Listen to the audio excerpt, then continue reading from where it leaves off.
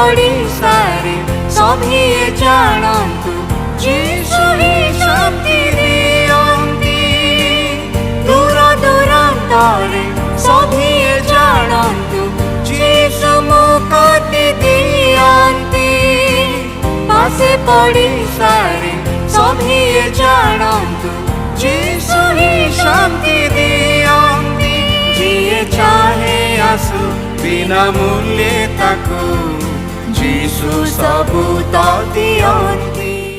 प्रिय श्रोता बंधु प्रभु श्रीकृष्ण को बहुमूल्य नाम रे आपन को शुभेच्छा। पवित्र बाइबल रो माथ्यू लिखित सुसमाचार 11 अध्याय 15 पदरे आम मैंने यहपरी पाठ करूँ जार कान अच्छे से शुणु। समस्तंकर तो कान अच्छे मात्र ईश्वरंक वाक्य आमे जेतेबेले शुणु कौन से अनुसार आमे कार्य करि थाओ। हाँ तेबे आमे ईश्वरंकर आज्ञा बहु आउ से आम ठारे प्रसन्न हुअन्ते।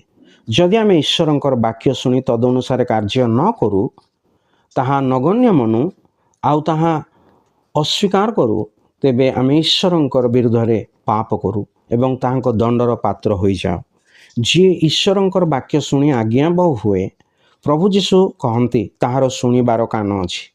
ईश्वरंकर वाक्य अनुसार ही प्रभु जीशु ख्रीष्ट ई जगत रे देहबंत हेले निर्दोष निष्पाप जीवन यापन करी मनुष्य जातिर पाप आपे बहन करी क्रूसरे बळी हेले। तृतीय दिन रे मृत मानक मध्यरु उत्थित हेले। जे केही प्रभु जीशु ख्रीष्टଙ୍କ ठारे विश्वास करे से परित्राण पाए और ईश्वरଙ୍କ राज्यर अधिकारी हुए। जदि सुसमाचार शुणी आपण प्रभु जीशु ख्रीष्टଙ୍କ ठारे विश्वास करिवे तेबे आपण प्रमाणित करिवे जे आपणकर शुणिबार कान अछि। आ एपरि करबा निमंते ईश्वर आपणको साहाय्य करंतु। धन्यवाद।